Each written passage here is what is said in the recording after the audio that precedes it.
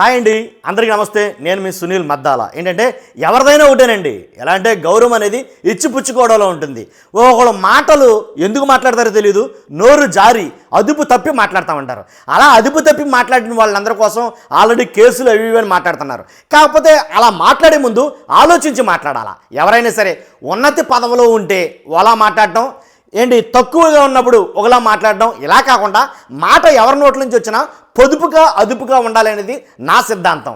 కాబట్టే మన వీడియోలు ఎక్కడ చూసినా సరే ఎవరిని కించపరిచినట్టు కానీ తక్కువ చేసినట్టు కానీ ఉండవు. అలాగే వల్గర్ లాంగ్వేజ్ కానీ అబ్యూజ్డ్ వర్డ్స్ కానీ అసలు వాడం. బూతులు అంటావో వాటికి మనం చాలా దూరం.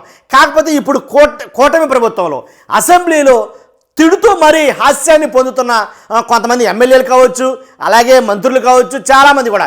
ఎలా అంటే జగన్మోహన్ రెడ్డి గారిని యాక్చువల్గా నాకు ఇష్టం లేని పదం వాస్తవంగా అయితే కనుక ఈ బూతు పదం. అయినా సరే మీకు అర్థం అవ్వడం కోసం నేను మాట్లాడాల్సి వస్తుంది.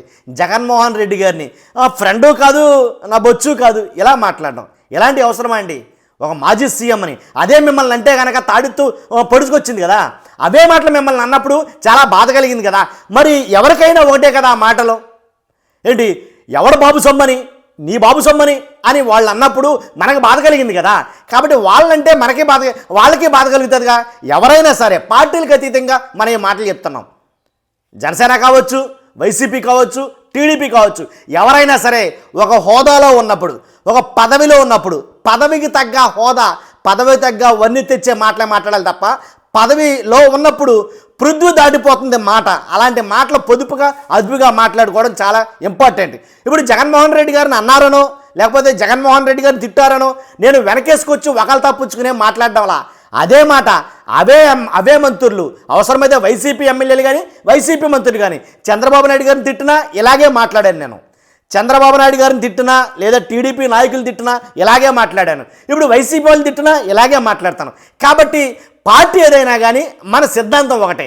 చాలా జాగ్రత్తగా మాట్లాడాలి మాటలు మాట్లాడినప్పుడు. ఎందుకంటే ఓ పదవిలో ఉన్నారు కాబట్టి. ఒకసారి వీళ్ళు ఏం మాట్లాడారు విందాం. 5 సంవత్సరాల నుంచి పేమెంట్లు ఎవరు ఇవ్వకుండా సర్వనాశనం చేస్తుంది అని జగన్మోహన్ రెడ్డి నా ఫ్రెండ్ అంటారు.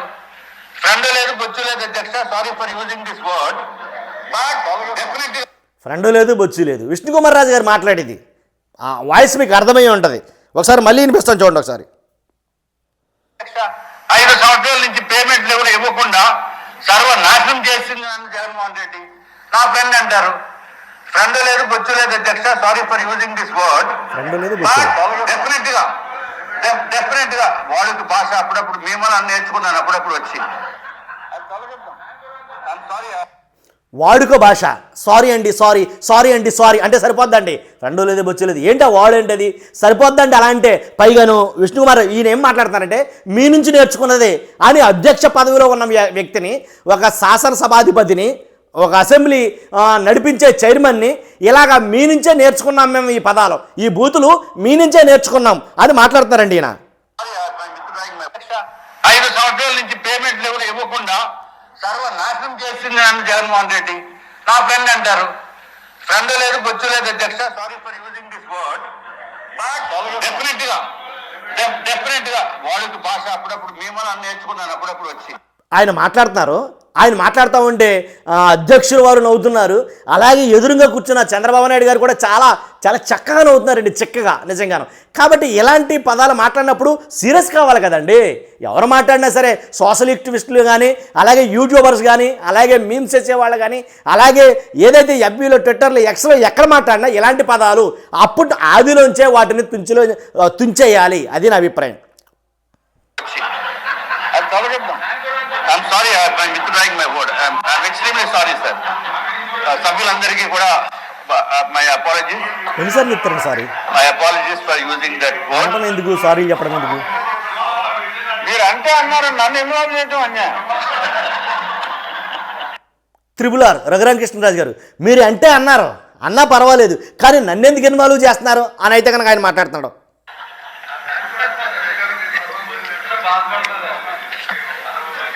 అంటే మీకు చాలా చిన్న మాట అధ్యక్ష, సభంతా నవ్వులే, అందుకు మీరు ఫీల్ అవుతున్నారేమో నాకు తెలియదు. మీకు ఇది చాలా చిన్న. Anyway I'm sorry, I'm really sorry.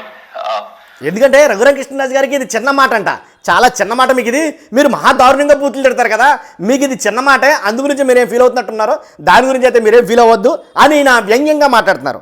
అధ్యక్ష, నిజంగా ప్రపంచమంతా దీనిపైన ఉన్నప్పుడు మనము ఏదో ఒక ప్రస్తావన చేయకుండా మౌనంగా ఉండటమంటే డెమోక్రసీని కూనీ చేయటం, ఒక నమ్మకాన్ని కూనీ చేయటం దాంతో సమానం. అధ్యక్ష, if Jaganmohan Reddy is an individual, we are not bothered. Definitely ఎవరైనా కంప్లైంట్ వస్తేనే కానీ మనం పట్టించుకోవాల్సిన అవసరం లేదు. రాష్ట్ర ప్రభుత్వ ప్రజల డబ్బుని దోచేశాడు జగన్మోహన్ రెడ్డి, రాష్ట్ర ప్రభుత్వ డబ్బుని కూడా దోచేశాడు జగన్మోహన్ రెడ్డి. ఎవరు బాబు సొమ్ము అని చెప్పి ఆ ప్యాలెస్ గురించి ఎక్కువ అలా మాట్లాడితే ఎవరు బాబు సొమ్ము అని ఇలా మాట్లాడితే రిప్లై కౌంటర్లు కూడా అలా వస్తే కనుక రాద్ధాంతం అవుతుంది కదండి. అర్థమైందండి నేను అనేది. ఎవరినంత మాట్లాడినా కానీ అది ఒకటే సమాధానం దానికి. కాబట్టి దానికి రిప్లై కౌంటర్ ఇచ్చినా వాళ్ళు అలా కౌంటర్ ఇస్తారు కదా. మరి అటువంటిప్పుడు శృతి మించి మాట్లాడితే మళ్ళీ లేని పని అంటున్నారు కదా. మరి అలాంటప్పుడు మన నుంచే రావాలి కదా అనేది నా అభిప్రాయం. ఫోకస్ చేస్తున్నామంటే అధ్యక్ష, 450 కోట్ల రూపాయలతోటి ఆయన ప్యాలెస్ రాష్ట్ర ప్రభుత్వ డబ్బులతోటి కట్టాడంటే అంతకంట దారుణం ఏమన్నా ఉంటుందా? ఏమండి, ఇప్పుడు ఋషికొండ అన్నారు, దాని గురించి నేను వీడియోనే చేయలేదు వాస్తవంగా అయితే కనుక. ఋషికొండలో అంత డబ్బులు పెట్టి కట్టారు, కట్టారంటే 500 కోట్లు పెట్టి బిల్డింగ్లు కట్టారు, పక్కా బిల్డింగ్లు కట్టారని కొంతమంది అన్నారు. అలాంటి బిల్డింగ్లో నా భూతో నా భవిష్యత్ అన్నట్టుగా ఎవరో కట్టి చూపించలేరు. అంత తక్కువ బడ్జెట్ తోటి, అంత భారీ ఎత్తుగా, అంత ఫుల్ ఫ్లెడ్జ్డ్ కన్స్ట్రక్షన్ తోటి, అంత క్వాలిటీ తోటి, అంత అసలు అలాంటి బడ్జెట్ తోటి అలాంటి బిల్డింగ్లు కట్టడం నా భూతో నా భవిష్యత్ అన్నారు ఒక వర్గం. మీరేమని చెప్తున్నారంటే కనుక, అరే మీరు కట్టారు కదా అది పక్కా బిల్డింగ్లు, తాత్కాలిక బిల్డింగ్లు కాదు, ఆల్రెడీ తాత్కాలిక బిల్డింగ్లు కొన్ని అమరావతిలో కట్టారు కదా. మరి వాటి గురించి ఏంటంటే వర్షం వస్తేనేమో కిందకి కారిపోవడం ఇలాంటివి కట్టినప్పుడు అలాంటి వాటి కోసం చర్యలు తీసుకోవాలి. పక్కా బిల్డింగ్లు కట్టినప్పుడు చర్యలేంటి, పక్కా బిల్డింగ్లు కట్టినప్పుడు ఎందుకని మీరు దాన్ని ఎటకారం చేస్తున్నారు అని ఒక వర్గం మాట్లాడుతుంది సార్. కాబట్టి దాని గురించి విజ్ఞులైనటువంటి సబ్స్క్రైబర్లు వదిలేస్తున్నాను మాటలు. ఆయన సొంత డబ్బులతోటి, దోచుకున్న డబ్బులతోటి, వేలాది కోట్ల రూపాయలతోటి ప్యాలెస్లు కట్టుకునేవండి. ఎవరైనా కంప్లైంట్ ఇస్తే then we have to take action. But పేపర్లో ఈయన మళ్ళీ ఏంటంటే ఆయన సొంత డబ్బులతోటి లేకపోతే ప్రజల డబ్బులతోటి దోచుకున్న డబ్బులతోటి వీటితోటి అసలు కట్టింది ఎవరి కోసం అంటే అది వాటి పేపర్లో శ్రీ వైఎస్ ఎడుగూరి సందింటి ఎవరైతే జగన్మోహన్ రెడ్డి ఉన్నారో ఈయన పేరు మీద ఏమన్నా రాయించుకున్నాడా పేపర్లో? ఆ రిషికొండ ప్యాలెస్ పేపర్లో ఈయన పేరు మీద ఏమన్నా రాయించుకున్నాడా? ఈయన సొంత ఆస్తులా? కాదు కదండి, అది కట్టింది ప్రభుత్వ భవనాలాయే. కట్టేసుకున్నాడు అంటేనే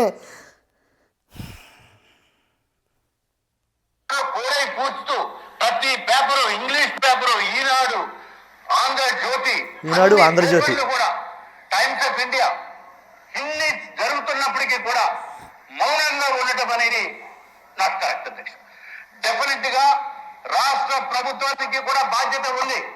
రాష్ట్ర ప్రభుత్వం దీనిపైన యాక్షన్ తీసుకోవాల్సిన అవసరం ఉంది, ఒక దర్యాప్తు సంస్థతోటి కూడా. నిజమే, యాక్షన్ తీసుకోవాలి జగన్మోహన్ రెడ్డి గారి మీద.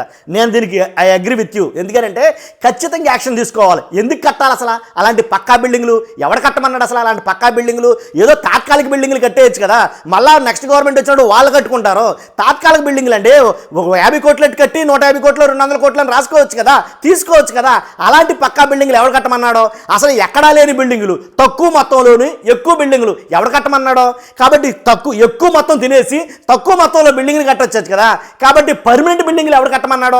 పనికిరాని బిల్డింగ్లు అయ్యో కట్టాం మామా అని అనిపించుకోవచ్చు కదా. ఇవి ఎవరు కట్టమన్నారు? అసలు ఇంత పక్కాగా ఎవరు కట్టమన్నాడండి? తప్పే నన్ను అడిగితే కనుక జగన్మోహన్ రెడ్డి గారు చేసింది మొమ్మాటికి తప్పే. ఆయన మీద యాక్షన్ తీసుకోవాలి. ఎవరు కట్టమన్నాడు అసలు?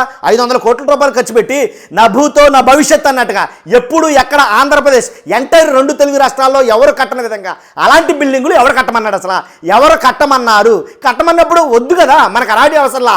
సరదాగా ఏదన్నా అమరావతిలో కానీ అలాంటి ఇట్లో కానీ మనం కొన్ని అంతకుముందు చూసిన వార్తల్లో కానీ చాలా బిల్డింగులు చూసాం. తాత్కాలిక బిల్డింగులు, ఈ పేరు ఎలా పుట్టిందో చాలా మందికి తెలుసు.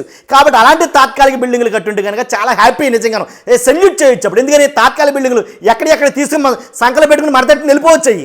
కాబట్టి అలాంటి బిల్డింగులు కడితే కనుక 1 కోటి రూపాయలు అయితే 10 కోట్లు, 100 కోట్లు అయితే కనుక 500 కోట్లు రాసుకోవచ్చు కదా, మీకు మిగిలిన కదా.